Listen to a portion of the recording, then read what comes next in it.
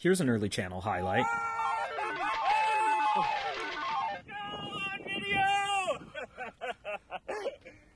That was an ace I made at Pitch and Putt.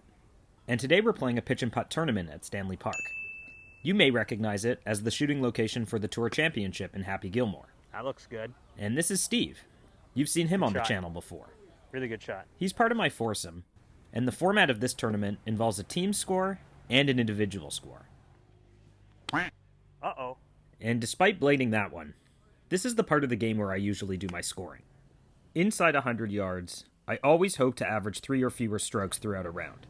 And on the first hole, I do just that.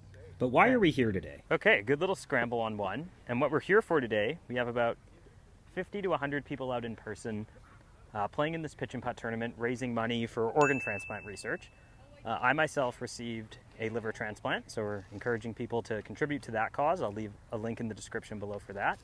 And also register as an organ donor if you haven't already. Cool.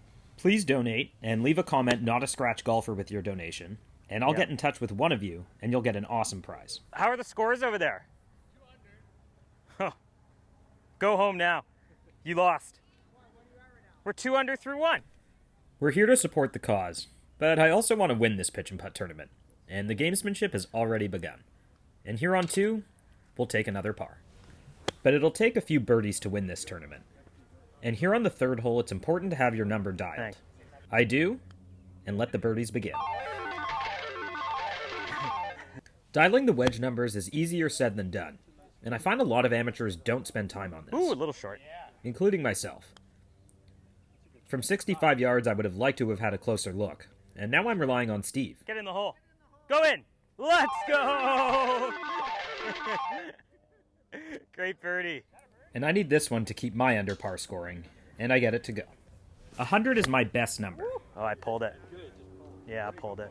Or at least it is most of the time, but not today. And I'm curious to hear from you guys. What's your handicap, and what would you score on 18 holes inside 100? The problem I have is the line I set while crouching doesn't look right once I'm standing over it. And that's my answer to the oft-asked question of why I don't use an alignment aid. It sure would be great if I could use it, and it might have cost me a stroke there. Steve has us in position, doesn't he? So we can go aggressively at the pin because we have. Oh, that wasn't at the pin at all. Uh-oh. I'm a 5 handicap, and I consider pitching and putting the best part of my game, and this is the third green I've missed in 6 holes. So with regards to my question on the last hole, I think a lot of us are worse in this range than we think we are. All right. Someone's got to make one, maybe. How about a guess shot by Rob to show us how it's done? Good shot. Go in! That takes the pressure off this par putt.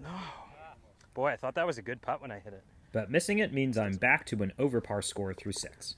So I'm going to heed your advice, Steve. I'm going to try to line up a little more square. I typically don't take in-round advice, but Steve has seen me play enough golf that he knows. And this is the trickiest green on the course. Spun back. Stop! Stop! Still spinning back.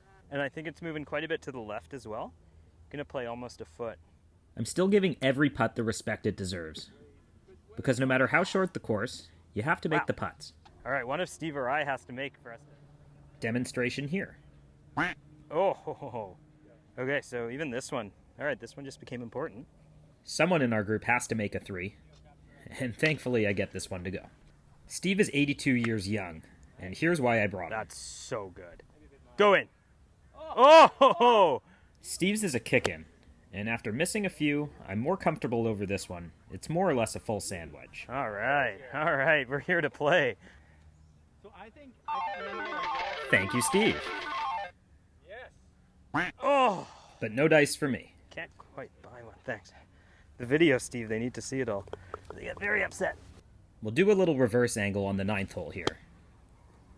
And this one's online, and more or less the number.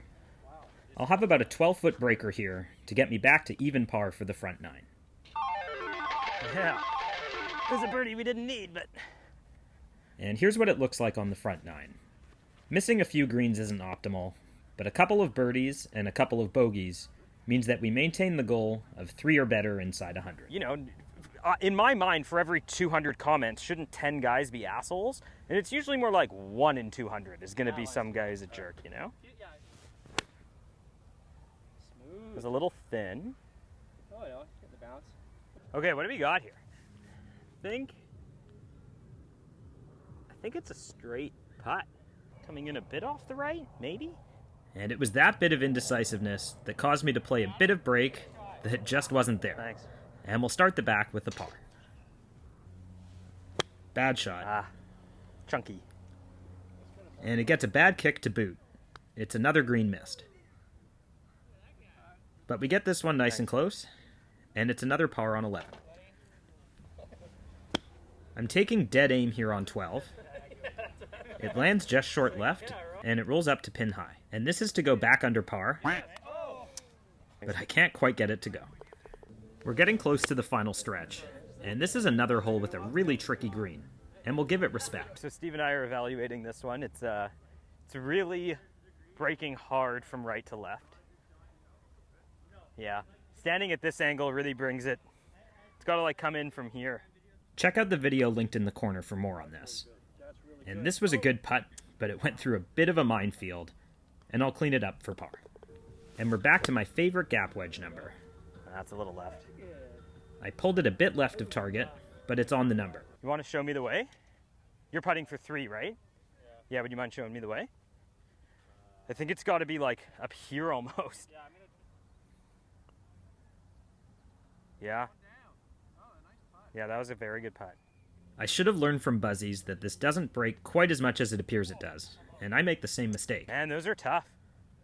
With a bit of work left for par, I knock it home. What does it say, 50? Okay. Oh, the tree's in play here too. I talk myself into this. Oh. It hits the tree and comes straight down. Oh no.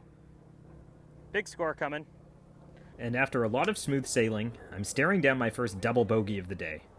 But fortunately, I knock this one close and knock it in. Let's recover from the last hole. Can I borrow that wedge?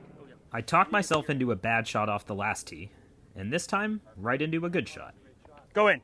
Let's see if I can make one. Think right edge. You like that? Nice and firm.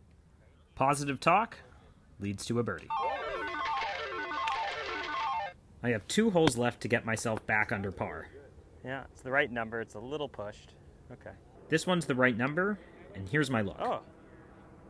It's a bad read, and I'll settle for par. This is a good sand wedge number for me, and I think it's at it and on the number. Oh, it's short. But instead I'll have about 25 or 30 feet here. And I'll settle for one more par to close the day.